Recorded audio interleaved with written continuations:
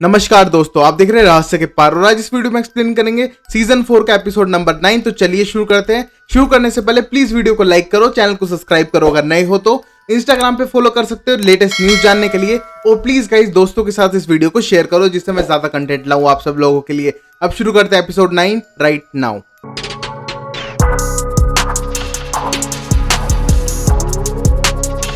पहले सीन में हम देखते हैं डेमन अपने बेड पर था और अपने साथ देखता है अलीना को, और वहीं पर हम देखते हैं वो एकदम फ्रस्ट्रेट हो जाता है और कहता है कि तुम्हें मेरे साथ नहीं रहना चाहिए था। और स्टेफन से उसने बात की थी कि वो उसके साथ नहीं रहेगा, और वहां से उठने के बाद बोलता है अलीना जो भी हमारे बीच है वो सिर्फ एक साइड बॉन्ड की वजह से है और ये रियल नहीं है। तभी हम देखते हैं अलीना बेड से उठती है और कहती है मुझे तो सब कुछ रियल लगता है, ये लव और ये सब, तुम्हें क्यों नहीं लगता। और ये कहने के बाद डेमन बोलता है नहीं ये रियल है ही नहीं, ये सिर्फ एक साइड बॉन्ड की वजह से हो रहा है। और ये कहने के बाद बोलता है कि मैंने स्टेफन से कह भी दिया था कि हम साथ नहीं रहेंगे। और उसके बाद अलीना बोलती है क्यों फिर तुम नहीं रह रहे हो मेरे साथ। और ये फिर स्टेफन कहने के बाद बोलता है क्योंकि हम एक साथ बेड पे एक बार रह चुके हैं। और ये कहने के बाद हम देखते हैं कि वो बहुत ज्यादा शर्मिंदा फील करता है। उसी मोमेंट पे बोलता है कि मैं तुम्हारी साइड बॉन्ड हटा सकता हूँ जैसे मैंने पहले किसी और की हटा रखी है। और ये कहने के बाद अलीना बोलती है अच्छा तुम हटा ही दो अगर तुम्हें इतनी प्रॉब्लम हो रही है मेरे से। तभी हम देखते हैं कि वो अलीना की साइड बॉन्ड नहीं हटाता और कहता है कि मैं ऐसा नहीं कर सकता हूँ। और मानता हूँ मैंने मेरे भाई से कहा है बट मेरे लिए इतना ईजी नहीं है। और एकदम वो उसको किस करने के लिए पास आ जाता है। तभी हम देखते हैं बानी का फोन आता है अलीना के पास। अलीना का कॉन्सेंट्रेशन डेमन से हटता है और वो फोन उठाती है और पता चलता है कि बानी एक तरह से हेल्प कर रही थी जेरेमी और अलीना के बीच के रिलेशनशिप को, जिससे कि वो अपनी बहन को ना मारे। तभी हम देखते हैं ये कहने के बाद बोलती है तुम चाहो तो मेरे साथ चल सकते हो डेमन, और मुझे अभी इमरजेंसी में जल्दी वहां पर जाना है। और फिर वो वहां से निकल जाती है। अगले सीन में हम देखते हैं क्लाउस पेंटिंग कर रहा था और वहीं पर हम देखते हैं स्टेफन उसके पास आया है शायद किसी हेल्प के लिए। और उसी टाइम पे वो अपनी पेंटिंग कंप्लीट करके बोलता है हाइब्रिड से कि तुम इसे ले जाकर मिस्टिक गर्ल्स में लगा दो मेरी तरफ से डोनेशन समझ के। और ये कहने के बाद हम देखते हैं कि जो उसकी साइड बॉन्ड थी हाइब्रिड की वो टूट चुकी थी, बट वो दिखाने के लिए कहता है कि मैं पोस्टमैन थोड़ा ना हूँ तुम्हारा जो ये पेंटिंग लगा के आऊंगा। और तभी हम देखते हैं क्लाउस गुस्सा करता है और कहता है कि तुम इस पेंटिंग को ध्यान से ले जाओगे और तुम में से साइड हो। तभी हम देखते हैं कि वो हाइब्रिड एक्टिंग करते हुए जैसे कि वो साइड है अभी भी, वो पेंटिंग लेके वहां से चला जाता है। तभी हम देखते हैं क्लाउस पूछता है कि तुम यहाँ पर आए क्यों हो स्टेफन। और तभी हम देखते हैं स्टेफन बोलता है तुम तो पेंटिंग बनाते रहो और यहाँ पर अलीना के लिए क्योर मत ढूंढना। और ये कहने के बाद क्लाउस बोलता है अब तुम्हें क्या प्रॉब्लम हो गई। तभी हम देखते हैं स्टेफन बताता है कि जो अलीना है वो साइड हो चुकी है डेमन से और वो ये बिल्कुल भी नहीं चाहता है। उसी मोमेंट पे हम देखते हैं क्लाउस हंसते हुए बोलता है चलो ये तो कुछ अलग बात हुई इस टाउन में कई दिनों बाद। और ये कहने के बाद बोलता है कि तुम्हारा काम एक ही है, जेरेमी से जितने भी वैम्पायर है वो मरवाओ। जेरेमी वैम्पायर हंटर है, वैम्पायर को मारेगा, उसका मार्क बढ़ेगा, तुम मेरे पास लेके आओ, मेरे पास तलवार है और फिर हम उस जगह को ढूंढ लेंगे और एक तरह से वो क्योर ले आएंगे। बस इतना सिंपल प्लान है और वो भी तुम नहीं कर पा रहे हो। तभी फिर स्टेफन बोलता है इतना भी आसान नहीं है, जेरेमी से हम वैम्पायर मरवा रहे हैं बट एक मोमेंट पे जेरेमी हमको भी मार सकता है, उसका उसे ध्यान रखना है। और तुम पे मुझे बिल्कुल भी यकीन नहीं है कि तुम्हारे पास वो तलवार है और शायद तुम झूठ बोल रहे हो उसके बारे में। तभी हम देखते हैं कि क्लाउस बोलता है कि मैं तुमसे झूठ नहीं बोलूंगा स्टेफन, हमारा प्लान एक ही है अलीना को क्योर ढूंढना। तभी हम देखते हैं वो जाता है दूसरे रूम में और वहां पर अपनी लॉकर खोल के उसे तलवार देता है और कहता है ये रही ओरिजिनल तलवार वैम्पायर हंटर की, और ये तुम्हारे पास नहीं रह सकती है क्योंकि मैं किसी बिलीव नहीं करता हूँ बट तुम्हें इसलिए दिखा रहा हूँ क्योंकि हमारे एट लास्ट प्लान सेम है। तभी हम देखते हैं उस हंटर वाली तलवार पे वही हंटर्स मार्क था जिसे देख के स्टेफन भी दंग था कि ये कितनी पुरानी ऑर्गेनाइजेशन टाइप है विचेस की। फिर हम अगले सीन में देखते हैं जो हाइब्रिड वो पेंटिंग रख के आया था वो बहुत ही ज्यादा गुस्से में था क्योंकि उसकी साइड बॉन्ड टूट चुकी है और अब बोलता है कि मैं उस क्लाउस का नौकर नहीं हूं जो उसके लिए काम करूं। तभी हम देखते हैं टाइलर वहां पर आता है और कहता है तुम्हें नौकर बने रहने की जरूरत नहीं है बट कुछ दिन ये नाटक कर लो तब तक हमारे पास कोई सोल्यूशन आ जाएगा। और तभी हम देखते हैं कि दूसरी जो हाइब्रिड है बोलती है कब तक हमें वेट करना पड़ेगा, ऐसी स्लेव्स की जिंदगी बितानी पड़ेगी। और तभी हम देखते हैं वहां पर हेली आती है और बोलती है कि मैंने एक विच को फाइंड कर लिया जो हमारे लिए हेल्प करेगी और हम तुम्हें क्लाउस से छुटकारा दिला देंगे और फिर तुम भाग जाना यहाँ से। और ये कहने के बाद टाइलर बोलता है वो तुम सबके लिए करना चाहता है, तुमने मेरे कहने पे साइड बॉन्ड तोड़ी है ना, और ये मैं करूंगा और तुम्हारी सबकी जान बचा लूंगा। और तब हम देखते हैं कि टाइलर बाद में मिलता है, फिर टाइलर मिलता है कैरोलाइन से और मिलने के बाद बताता है कि उनका प्लान क्लाउस को एक तरह से रोकने का और सारे हाइब्रिड्स को बचाने का। और ये सुनने के बाद कैरोलाइन बोलती है हाँ मुझे एक बार डिटेल में बताना है क्या प्लान है। और उसको शक होता है कि टाइलर शायद अपने आप को हार्म करने की कोशिश करेगा। तभी हम देखते हैं टाइलर बताता है कि हमारा ये प्लान है कि हम उसकी बॉडी को किसी और की बॉडी में ट्रांजेक्ट करके और उसको एक तरह से कंक्रीट के डिब्बे में दबा देंगे कुछ दिनों के लिए, जब तक सारे हाइब्रिड यहाँ वहां दुनिया भर में फैल जाएंगे और एक नॉर्मल लाइफ जीने लग जाएंगे और क्लाउस को कुछ नहीं पता चलेगा। और ये कहने के बाद कैरोलाइन बोलती है कौन सा ऐसा महान इंसान है जो अपनी बॉडी को एक तरह से देगा कंक्रीट में दबाने के लिए। और ये कहने के बाद टाइलर अपनी तरफ इशारा करता है और बोलता है कि तुम चिल्लाना मत। तभी हम देखते हैं कि गुस्सा आता है कैरोलाइन को और कहती है कि तुम अपनी लाइफ सेक्रीफाइस कर दोगे इसके लिए। और ये कहने के बाद टाइलर बोलता है हाँ मुझे करनी पड़ेगी क्योंकि मैं उनका लीडर हूँ और मैं उनको हेल्प कर रहा हूँ और इसमें तुम्हें चिंता करने की बात नहीं है, मैं कुछ टाइम बाद वापस आ जाऊंगा। ये कहने के बाद कैरोलाइन बोलती है हम फाइनल ईयर स्टूडेंट है अब और हमको अपनी लाइफ एंजॉय करनी चाहिए या फिर कंक्रीट के डिब्बे के अंदर बंद होना चाहिए फाइनल ईयर में। और ये कहने के बाद टाइलर बोलते तुम प्लीज समझने की कोशिश करो, हम सबके भले के लिए। अब हम देखते हैं कैरोलाइन को जो सीधा फोन मिलाती है स्टेफन को और पूछते हैं तुम अभी कहां पर हो, तुम्हें हेल्प चाहिए और तुम अब तक यहाँ पर क्यों नहीं पहुंचे हो। तभी हम देखते हैं स्टेफन बोलता है मैं तो अभी वहां पहुंचने वाला नहीं हूँ, मैं घर पे ही हूँ और मैं कुछ काम कर रहा हूँ। और ये कहने के बाद बोलती तुम अभी घर पे क्या कर रहे हो और तुम्हें पता है मेरा बेवकूफ गधा बॉयफ्रेंड अपने आप को सेक्रीफाइस करने की कोशिश कर रहा है। और ये कहने के बाद बोलती है वेट अ मिनट, घर पे अलीना नहीं है क्योंकि तुम तो अलीना के आसपास भी नहीं भटकने वाले थे। और ये कहने के बाद स्टेफन बोलता है नहीं मैं उसके आसपास नहीं भटकने वाला हूँ क्योंकि वो अभी यहाँ है ही नहीं, वो तो अपने वुड वाले घर में गई है अपने भाई जेरेमी से मिलने के लिए। स्टेफन घर पे अकेला है और इस टाइम पे डेमन उसके साथ गया हुआ है। और ये कहने के बाद कैरोलाइन बोलती है मुझे तुमसे कुछ इंपॉर्टेंट बात कर रही है। और तभी हम देखते हैं स्टेफन बोलता है मुझे एक चीज का सोल्यूशन मिल गया है, एक तरह से क्योर के पास हम ज्यादा पहुंच चुके हैं पहले के मुकाबले। अब हमारे पास वो डिवाइस है, वो सोर्ड है जिसको हम एक तरह से यूज कर सकते हैं जेरेमी के मार्क को पूरी तरह से रीड करने के लिए। और वो जो सोर्ड है वही एक तरह से सॉल्यूशन है हर चीज का। और ये कहने के बाद कैरोलाइन एकदम चुप हो जाती है और चुप ही साधते हुए हम देखते हैं कि स्टेफन पूछता है कुछ गड़बड़ तो नहीं है। और ये कहने के बाद कैरोलाइन बोलती हाँ बहुत बड़ी गड़बड़ है, मेरा बॉयफ्रेंड और जितने भी हाइब्रिड है एक तरह से टेक डाउन लेने वाले हैं क्लाउस के ऊपर आज रात को ही और हमें कुछ जल्द से जल्द करना होगा, तलवार उससे लेनी होगी। और ये कहने के बाद बोलता है हाँ वैसे तो तलवार देने नहीं वाला क्लाउस पर वो जरूर ट्राई करेगा। अब हम देखते हैं फोन काटने के बाद सीधा कैरोलाइन अंदर आ जाती है मिस्टिक ग्रिल्स के अंदर जहां पर वो देखती है क्लाउस की पेंटिंग और पेंटिंग को देख के स्माइल करती है। वही हम देखते हैं कैरोलाइन को देख के क्लाउस स्माइल कर रहा था और बोलता है तुम्हें मेरी पेंटिंग अच्छी लगी। वहीं पर बोलती है हाँ पेंटिंग तो अच्छी है, एक तरह से स्नोफ्लेक्स बनाया हुआ है और एक तरह से बताता है कि तुम बहुत ज्यादा लॉनली पर्सन हो। और ये कहने के बाद क्लाउस बोलता है हाँ मैं इसको कॉम्प्लीमेंट ले सकता हूँ। तभी हम देखते हो शैंपेन के लिए उससे पूछता है कि तुम शैंपेन लोगी। तभी कैरोलाइन बोलती है नहीं सारे बड़े लोग हैं यहाँ पर और उनके सामने नहीं ले सकती इस साल तक, नेक्स्ट ईयर पक्का। तभी हम देखते हैं कि क्लाउस इंसिस्ट करता है तुम ले लो कोई बड़ी बात नहीं, मैं यहाँ पर हूँ तुम्हारे लिए। और तभी हम देखते हैं बोलते हैं हाँ एक एक सिप हो जाएगी और उसके बाद वो दोनों बातें करने लगते हैं। और यहीं पर हम देखते हैं कि वो एक तरह से उलझा के रख रही थी क्लाउस को और तभी वो मैसेज करती है शायद स्टेफन को कि यहाँ पर उसको मैंने एक तरह से एंगेज कर लिया है, तुम जा सकते हो। और शायद वो उसके घर जा रहा है। अब हम देखते हैं अलीना को जो डेमन के साथ पहुंच चुकी थी अपने लेक वाले हाउस के पास। तभी हम देखते हैं वहां पर जेरेमी लकड़ी काट रहा था और अपनी बहन को आते हुए देखता है एकदम खड़ा हो जाता है, उसके हाथ में कुल्हाड़ी थी। तभी हम देखते हैं वहां पर बानी आके उसका हाथ पकड़ती है और कहती है जेरेमी उनको हार्म करने की कोशिश मत करना, वो तुमसे मिलने के लिए आए हैं। तभी हम देखते हैं जेरेमी बोलता है उनको यहाँ पर नहीं आना चाहिए था, उनके लिए अच्छा नहीं होगा।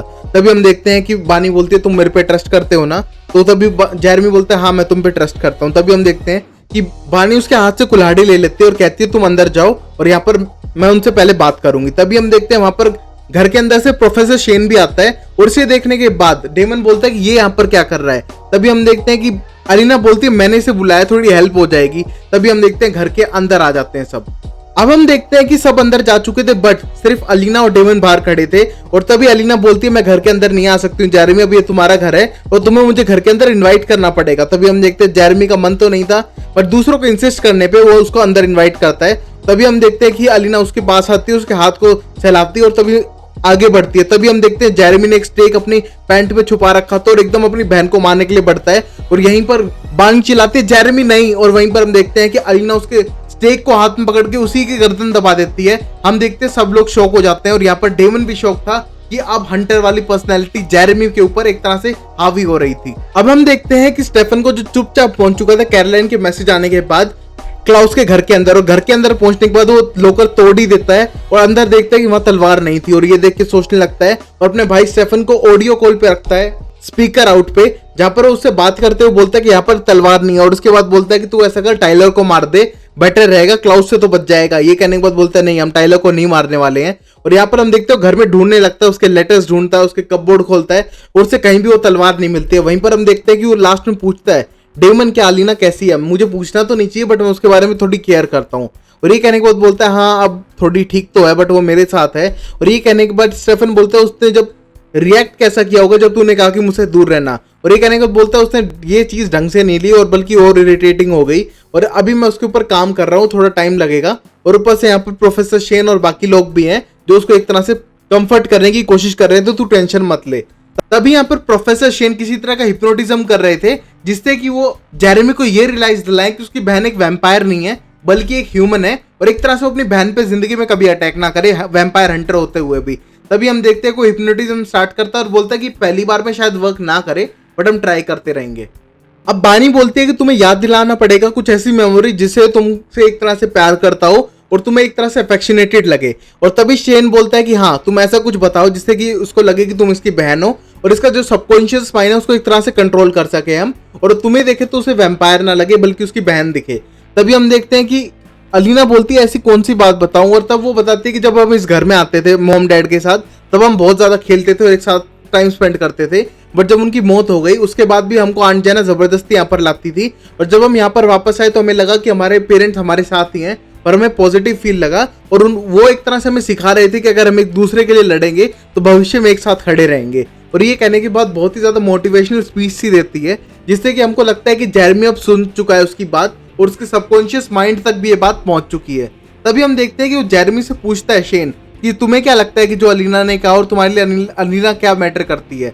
और ये कहने के बाद जेरेमी बोलता है अलीना मेरे लिए कोई मैटर नहीं करती, ये वो रीजन है जिसकी वजह से मैं सब लोगों को खो चुका हूँ अपनी जिंदगी में, जिससे मैंने प्यार किया।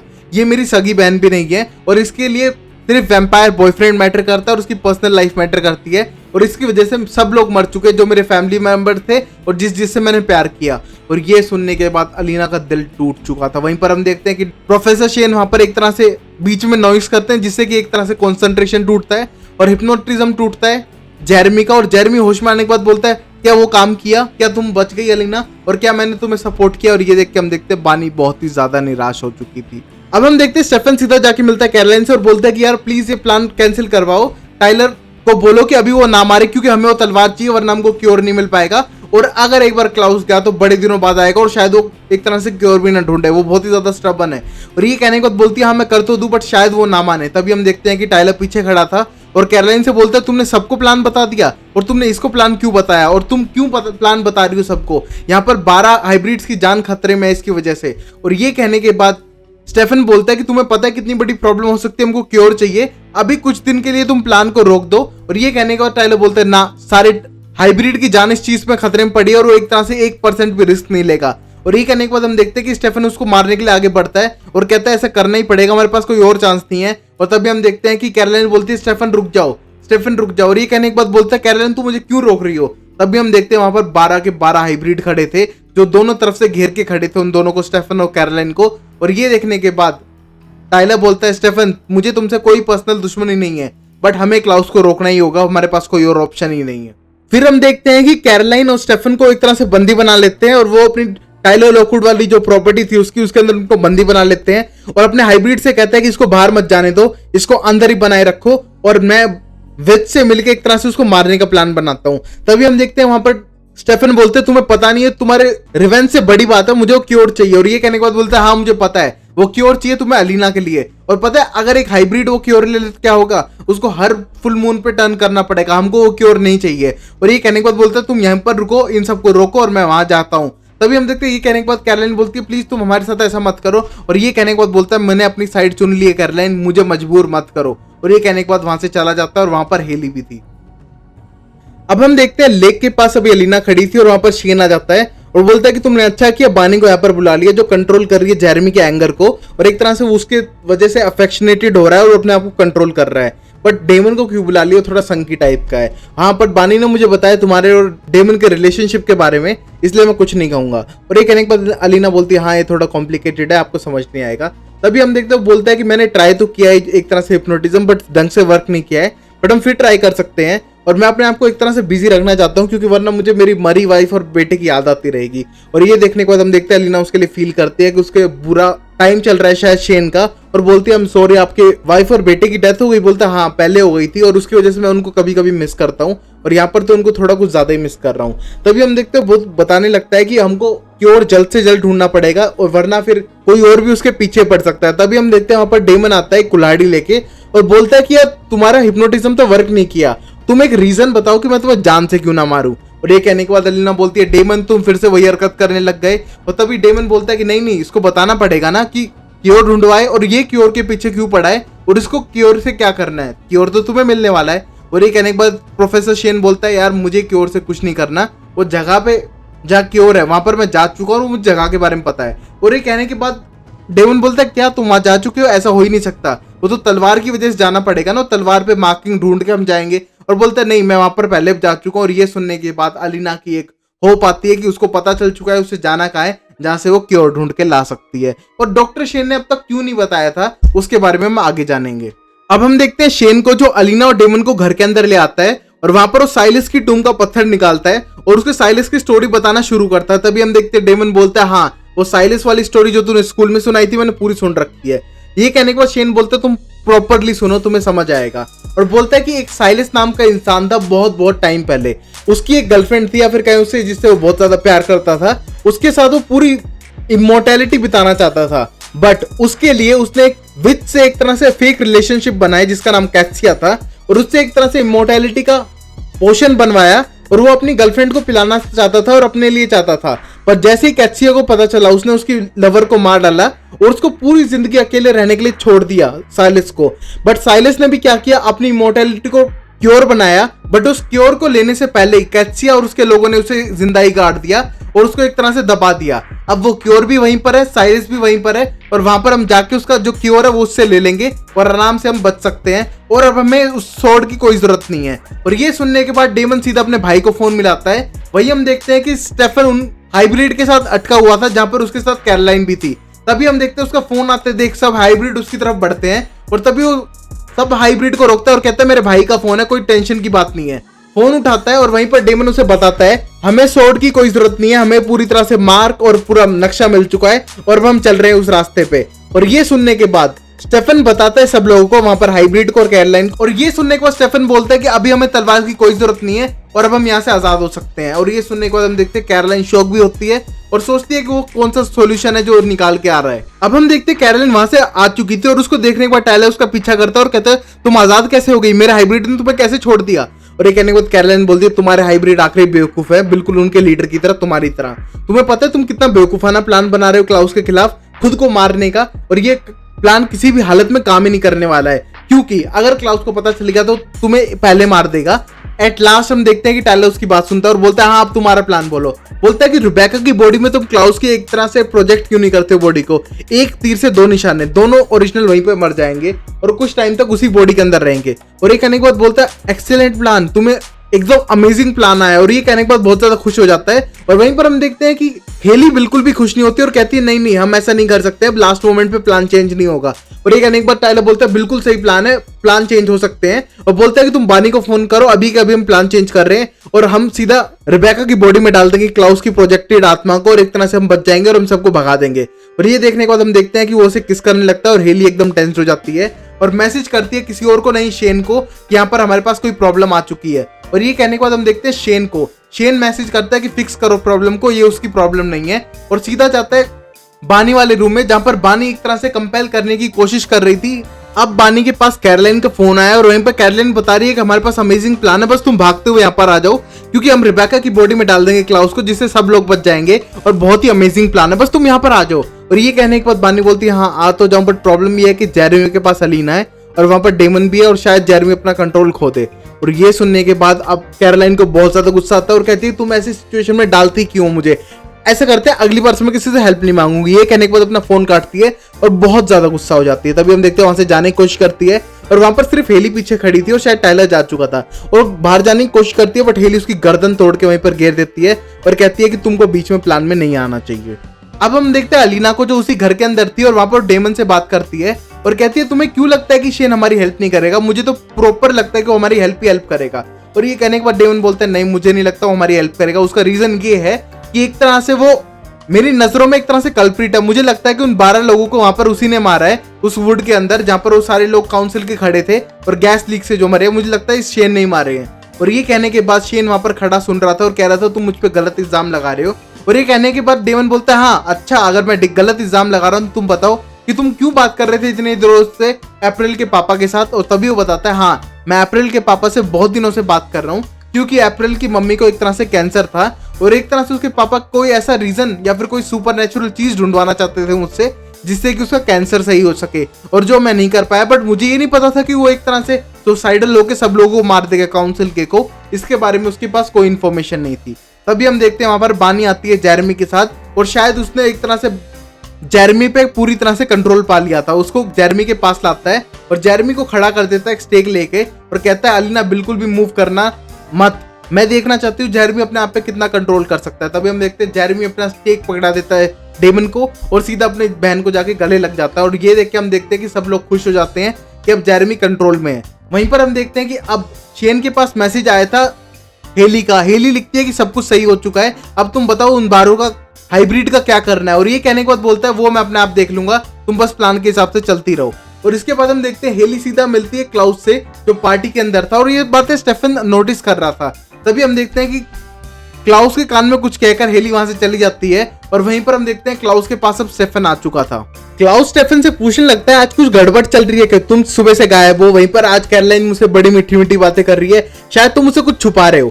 और ये कहने को स्टेफन बोलता है नहीं मैं कुछ नहीं छुपा रहा हूँ, मैं अपने प्लान पे काम कर रहा हूँ। हाँ मैंने एक चीज करी, तुम्हारे घर जाके तुम्हारा लॉकर तोड़ के वो एक तरह से तलवार चुराने की कोशिश की क्योंकि मुझे तुम पे यकीन नहीं है, और सिर्फ तलवार ढूंढने गया था, वहां पर मिली नहीं। और ये कहने के बाद क्लाउस बोलता है यार मैंने तुझे मेरी तलवार दिखाई, मैंने तुझे पूरा एक्सप्लेन किया, अब तुम्हें लगता है कि मैं तुम्हारे प्लान में शामिल नहीं हूँ। और ये कहने के बाद स्टेफन बोलता है हाँ मुझे कभी कभी डाउट होता है और मैंने तुम्हारे लेटर्स पढ़े जो तुम्हारे विक्टिम्स के थे। और ये कहने के बाद क्लाउस बोलता है हाँ विक्टिम वाले लेटर, अकेलेपन की एक तरह से टाइम पास करने की पुरानी वजहें, पर तुमसे तो बेटर हूं ना मैं, तुम तो दीवारों पे नाम लिखते थे रिपर।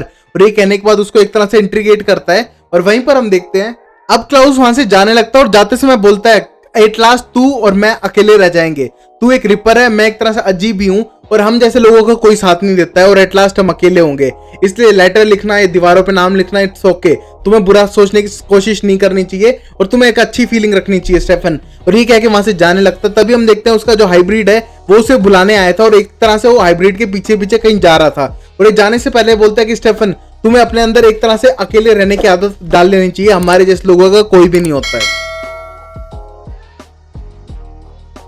अब हम देखते हैं कैरोलाइन को जो अभी भी बाथरूम में बंद थी, जिसको हेली ने बंद कर लिया था। वहीं पर हम देखते हैं कि अप्रैल बाथरूम में जाती है और एक तरह से गेट खोलने की कोशिश करती है, उसे लगता है ये एंगेज्ड है। तभी हम देखते हैं उसे लगता है शायद कोई प्रॉब्लम है और गेट खोलती है। वहां हम देखते हैं कि वहां पर उसकी लाश पड़ी थी कैरोलाइन की और उसकी पल्स चेक करती है तो हम देखते हैं कि अप्रैल की कोई भी पल्स नहीं चल रही थी। उसी मोमेंट पे हम देखते हैं कि अप्रैल घबराने लगती है और वहां पर एकदम डर के चिल्लाने लगती है और कहती है प्लीज कोई हेल्प करो। वहीं पर हम देखते हैं अब कैरोलाइन होश में आ चुकी थी और उसे बाहर जाने से रोकती है और कहती है कि तुम यहीं पर रुको और मुझे किसी से बात करनी है। कैरोलाइन स्टेफन को फोन करके कहती है भाई बहुत बड़ी प्रॉब्लम हो चुकी है, ये हेली ने सब काम बिगाड़ दिया है और तुम ध्यान रखना कि रिबेका की लाश को कोई ना ले जाए और क्लाउस से शायद वो जाके कुछ बताना दे, मुझे उसमें पूरा डाउट हो रहा है, हेल्प करो। वो मैसेज भेजती है और ये देखने के बाद अप्रैल बहुत ज्यादा कंफ्यूज होती है और कहती है तुम्हारी पल्स नहीं थी और तुम मर चुकी थी। तभी हम देखते हैं ये सुनने के बाद अप्रैल को एक तरह से हिप्नोटाइज करने की कोशिश करती है और कहती है कि तुम्हें यहाँ पर कुछ नहीं दिखा, तुम मिस मिस्टिक फॉल्स बनी और यहाँ पर घूमने लग रही हो, अब तुम बाहर जा सकती हो। तभी हम देखते हैं कि एकदम अप्रैल कंफ्यूज हो जाती है, उसके हाथ पे बैंड था तो वो एक तरह से हिप्नोटाइज नहीं हो सकती थी बट चुपचाप वहां से भाग जाती है। और ये देख के हम देखते हैं कि कैरोलाइन समझती है शायद वो हिप्नोटाइज हो चुकी है। अब कैरोलाइन बाहर आती है, वहीं पर उसे मैट मिलता है और मैट बोलता है तुम जल्दी स्टेफन के पास जाओ, स्टेफन तुम्हें बुला रहा है, कुछ गड़बड़ हो रही है और शायद हेली ने कुछ कर दिया है। और बोलती है हाँ मुझे हेली की गड़बड़ का पता चला है और मैं जा रही हूँ और अभी उसने मुझे जान से मारने की कोशिश की और अप्रैल ने आके देख लिया। और ये सुनने के बाद हम देखते हैं कि मैट बोलता है अरे तुमको अप्रैल ने देख लिया। कैरोलाइन बोलती है कोई टेंशन की बात नहीं है, मैंने उसे हिप्नोटाइज कर दिया था। और ये कहने के बाद मैट बोलता है तुम बेवकूफ हो, उसको हिप्नोटाइज नहीं किया जा सकता क्योंकि उसके पास बैंड है जो उसे जेरेमी ने दिया था और वो अभी हिप्नोटाइज नहीं हो सकती। और ये सुनने के बाद कैरोलाइन बहुत बुरी तरह से डर जाती है कि उसकी सच्चाई अब अप्रैल को पता चल चुकी है। अब हम देखते हैं टाइलर को जो पार्टी के अंदर था और अपनी मॉम को एक वॉइस मैसेज भेजता है कि प्लान में कुछ चेंज है मॉम और शायद मैं कुछ टाइम के लिए टाउन से बाहर जा सकता हूँ, मतलब इनडायरेक्टली मरेगा तो उसके मॉम को बताना नहीं चाहता है। वहीं पर हम देखते हैं कि वो सीधा मिलता है हेली से और हेली से बोलते हैं तुम्हारी विच को जल्दी बुलाओ, क्लाउस को पता चले उससे पहले मैं सब कुछ कंप्लीट करना चाहता हूँ। और ये कहने के बाद हेली बोलती है यहाँ पर कोई विच नहीं आने वाली और एक तरह से कोई विच है ही नहीं। और ये कहने के बाद टाइलर बोलते तुम क्या कर रही हो, तुम झूठ बोल रही थी अब तक। और तभी हेली बोलती है हाँ मैंने ये सब इसलिए किया क्योंकि एक बंदा मुझसे चाहता है कि वो मुझे मेरे पेरेंट्स से मिला देगा और वो एक तरह से इन्फॉर्मेशन देगा और उसलिए उसने सब किया और वो उसकी हेल्प नहीं कर रही थी इनडायरेक्टली। और ये कहने के बाद टाइलर बोलता है तो तुम क्या कर रही थी अब तक, वो मेरा वहां पर वेट कर रहे हैं और वहां पर क्लाउस कभी पहुंच सकता है अगर उसे पता चला तो। और बोलता है कि क्लाउस तो वहां पर पहुंच चुका है। तभी हम क्लाउस को देखते हैं जो उन सारे 12 हाइब्रिड्स के पास पहुंच चुका था और वहां पर एक के बाद एक मारना शुरू कर चुका था। यहीं पर हम देखते हैं कि हेली बोलती है इसमें मेरी कोई गलती नहीं है, मुझे सब करना था, मैंने तुम्हारी जान बचा ली वो बहुत है। और ये कहने के बाद टाइलर बोलता है मुझे कुछ समझ नहीं आ रहा तुम क्या कह रही हो, मैंने तुम पे पूरी तरह से विश्वास किया है और तुम क्या एक्सप्लेन करने की कोशिश कर रही हो। तभी हेली बोलती है कि मुझे किसी ने कहा था अगर मैं बलि चढ़ा दूं तो शायद वो मुझे मेरे पेरेंट्स से मिलने दे। और ये कहने के बाद बहुत ज्यादा इमोशनल हो जाता है और कहता है कि ऐसा करना जरूरी था टाइलर, और अब मैं चाहती हूँ कि तुम यहाँ से टाउन छोड़ के भाग जाओ तो तुम्हारे लिए बेटर है, वरना क्लाउस तुम्हारे पीछे भी आएगा तुम्हें मारने के लिए, भागो जितना दूर जा सकते हो। और ये सुनने के बाद टाइलर समझ जाता है हेली ने पूरा प्लान गड़बड़ कर दिया है और वो वहां से दूर भागने लगता है। और ये देख के हम देखते हैं हेली को बहुत ज्यादा गिल्ट महसूस हो रहा था। और वहीं हम क्लाउस को देखते हैं जो बेरहमी से एक एक करके अपने सारे हाइब्रिड्स को मार रहा था, किसी का दिल निकाल रहा था, किसी की गर्दन तोड़ रहा था और बहुत ही आक्रामक तरीके से एक एक करके सबको मार रहा था।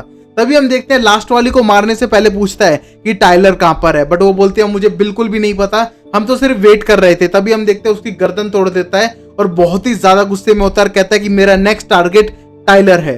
अब हम देखते हैं अलीना को जो अपने लेक हाउस पे थी और वहां पर वो जेरेमी के साथ थी और बानी के साथ अंदर बैठी हुई थी, वो क्रिसमस डेकोरेशन देख रही थी। वहीं पर हम देखते हैं बाहर बैठा डेमन उसे देख के खुश हो रहा था और वहीं वो डेमन को अंदर बुलाती है, बट डेमन ना अंदर आने पे वो खुद बाहर जाती है डेमन के पास और बोलती है तुम्हें प्रॉब्लम क्या है। और ये कहने के बाद डेमन बोलता है प्रॉब्लम क्या है, तुम मेरे भाई की गर्लफ्रेंड थी, मेरे पास आ चुकी हो, बहुत गलत है, तुम मुझसे साइड हो। और साइड बोलने के बाद बोलती है अलीना मैं तुमसे साइड होके लव नहीं कर रही हूँ, मैं रियल में लव करती हूँ, तुम भी मुझसे प्यार करते हो। और ये कहने के बाद बोलता है नहीं ये गलत चीज है, मुझे तुमसे दूर रहना चाहिए, मेरे भाई की गर्लफ्रेंड हो तुम और ये सब करना बेकार और गलत बात है। और तभी हम देखते हैं बोलता है कि क्रिसमस डेकोरेशन तो मैं और मेरे भाई भी बचपन में करते थे और मुझे मेरे भाई की बहुत याद आ रही है। और बोलता है कि तुम ऐसा करो, मैं तुम्हें कंपल्शन करके एक तरह से साइड हो तुम मुझसे, तो एक चीज कहता हूँ, तुम यहाँ से चली जाओ, मैं जेरेमी को अपने आप संभाल लूंगा, उससे ज्यादा वैम्पायर मरवा के वो पूरा नक्शा करवा लूंगा, बट तुम यहाँ पर नहीं रहने वाली। और ये कहने के बाद बोलती है नहीं डेमन ऐसा तुम नहीं कर सकते हो। और ये कहने के बाद बोलता है डेमन मुझे यही फैसला मंजूर है और तुम मुझसे साइड हो, तुम यही करोगी। और हम देखते हैं कि वो और बानी वहां से जाने का प्लान बना लेते हैं और वो जाने के लिए रेडी हो जाती है। वहीं हम देखते हैं बानी जेरेमी के गले लगती है और बोलती है बाय मैं कुछ टाइम बाद आ सकती हूँ। तभी हम देखते हैं वो दोनों जाने लगते हैं और वहीं पर जाने से पहले अलीना बोलती है कि मेरी बॉडी का हर पार्ट कह रहा है कि मैं गाड़ी में बैठ के यहाँ से चली जाऊं, बट मैं तुमसे बहुत ज्यादा प्यार करती हूँ। तभी हम देखते हैं वो डेमन को किस करके वहां से घर की तरफ निकल जाती है। वहीं हम देखते हैं कैरोलाइन को जो सीधा आती है स्टेफन के घर पे और बोलती है कि कोई भी मेरा फोन नहीं उठा रहा है, मैं अप्रैल को फाइंड नहीं कर पा रही हूँ, टाइलर गायब है और मुझे बहुत ज्यादा टेंशन हो रही है। और मुझे क्लाउस के लिए भी थोड़ा बुरा लग रहा है कि उसके हाइब्रिड मर चुके हैं, और पर मुझे एक तरह से अच्छा भी लग रहा है कि क्लाउस थोड़ा रिवेंजफुल नेचर का है तो उसके खिलाफ भी कुछ हुआ। और ये कहने के बाद स्टेफन बोलता है सारी बातें अच्छी नहीं है, आज मैंने क्लाउस से बात की और पता किया कि वो भी बहुत अकेला है, वो हमसे अलग नहीं है, हम भी उतने बड़े गुनहगार हैं, हमने भी लाइफ में बहुत सारे कत्ल किए हैं, बहुत सारे गलत काम किए हैं, क्लाउस ने किए हैं, हम इसलिए अपने आप को अच्छा समझते हैं क्योंकि हमारे पास फैमिली है, हमारे पास लव्ड वंस है जो क्लाउस के पास नहीं है। और ये कहने के बाद बहुत ज्यादा इमोशनल हो जाता है और वहीं पर कैरोलाइन भी उसकी बात पूरी तरह से समझती है। अब हम देखते हैं टाइलर को, जो टाइलर आके अपने जितने भी हाइब्रिड दोस्तों की लाशों को देख के बहुत ज्यादा घबराया हुआ था और सबको देखते हुए आगे जाने लगता है जहां पर लाशें बिछी पड़ी थी और बहुत ही ज्यादा इमोशनली टूट जाता है। वहीं पर हम देखते हैं वो पुरानी केव के अंदर आता है जो लॉकवुड प्रॉपर्टी पे है और वहां पर आके देखता है उसकी लास्ट जो बेस्ट फ्रेंड थी उसकी भी डेथ हो चुकी है और उसका तो गर्दन काट के दूर फेंकी हुई है। और ये देख के बहुत ज्यादा इमोशनल हो जाता है और फिर वो वहां से चला जाता है। हम देखते हैं कि अप्रैल छुपके और डरी हुई वहां पर बैठी हुई थी कोने में और उसको आते हुए देखती है और वहां पर डरी हुई बाहर नहीं निकलती है, बट जब टाइलर चला जाता है तो बाहर निकलती है और बहुत ज्यादा घबराई होती है इन सब चीजों को देखकर। तभी हम देखते हैं कि वो उस कॉफिन के पास जाती है जो रिबेका का था, वहां वो डरते डरते उस कॉफिन को खोलती है तो वहां पर देखती है रिबेका की लाश जिसको डैगर लगा हुआ है और यहीं पर सीन कट हो जाता है। और शायद वो डैगर निकाले या ना निकाले वो अगले एपिसोड में पता करेंगे। अब हम देखते हैं लास्ट सीन में जहां पर हम देखते हैं क्लाउस पहुंच चुका था मिस लॉकवुड के पास। मिस लॉकवुड वहां बैठकर एक तरह से वाइन पी रही थी और अपने बेटे को वॉइस मैसेज भेजती हैं, तुम कहां पर हो, यहाँ तक क्यों नहीं आए, मैं पूरी पार्टी में अकेली थी। वहीं पर हम देखते हैं कि क्लाउस आ जाता है वहां पर जो पूरा खून से संधा हुआ था और यहाँ पर हम पता करते हैं कि शायद मिस लॉकवुड को पता चल चुका है और वो पूछता है कि मिस लॉकवुड कहां पर है आपका बेटा, और बोलती है प्लीज टाइलर को तुम हर्ट मत करना, ऐसा मत करना, वो मेरा बेटा है, ऐसा तुम नहीं कर सकते हो। तभी हम देखते हैं क्लाउस बोलता है कि वो तो मैं बाद में डिसाइड करूंगा, तुम बताओ वो कहां पर है। तभी बोलती है कि प्लीज ऐसा मत करना, मुझे नहीं पता वो कहां पर है, बट उसके लिए मैं सब कुछ हूँ और मेरे लिए वो सब कुछ है। और ये कहने के बाद टाइलर की मॉम की तरफ देखता है और कहता है आहा अब आई ना बात समझ में, वो तुम्हारे लिए कुछ भी कर सकता है कि उसके लिए तुम पूरी दुनिया हो उसकी। तभी हम देखते हैं उसकी गर्दन पकड़ के पानी में डुबोने लगता है और उसको एक तरह से पानी में उसका सर पकड़ के उसे मार डालता है। और मारने के बाद हम देखते हैं कि वो बोलता है कि शायद तुम्हारे फ्यूनरल पे वो जरूर यहाँ पर आएगा। और ये कहने के बाद वहां से जाने लगता है और हम देखते हैं क्लाउस को एक सेटिस्फेक्शन हो रहा था बदला लेकर, और यहीं पर एपिसोड नंबर 9 खत्म हो जाता है। तो guys I hope you like this episode, अच्छा लगे तो लाइक शेयर सब्सक्राइब करो, मिलते हैं अगली वीडियो में। तब तक के लिए कुछ थ्योरीज हैं। मुझे लगता है भाई ये प्रोफेसर शेन ने मिलके जो कत्ल कराए हैं 12 और पहले भी कराए थे 12, तो कुछ तो गड़बड़ है इन 12 नंबर के साथ। और ये एक तरह की सेक्रीफाइस है और शेन शायद कुछ बड़ी चीज है, शायद शेन ही साइलस है, शायद हो सकता है, वो सब देखेंगे अगले एपिसोड में। अब हम देखेंगे कैरोलाइन का बॉयफ्रेंड भाग चुका है, वो शायद डेट करे क्लाउस को या फिर स्टेफन को, वो भी इस एपिसोड में देखेंगे। और अब हम देखेंगे कि अब डेमन और अलीना के रिलेशनशिप में क्या होता है। वहीं पर हम बानी और जेरेमी की वापस केमिस्ट्री शुरू होते हुए देख सकते हैं। और अब मिलते हैं अगले एपिसोड में, तब तक के लिए अपना ख्याल रखिए, घर पे रहिए, सेफ रहिए और thanks for watching guys. Support करो तो प्लीज शेयर करो दोस्तों के साथ जो वैम्पायर डायरीज को पसंद करते हैं। तब तक के लिए टाटा एंड बाय बाय।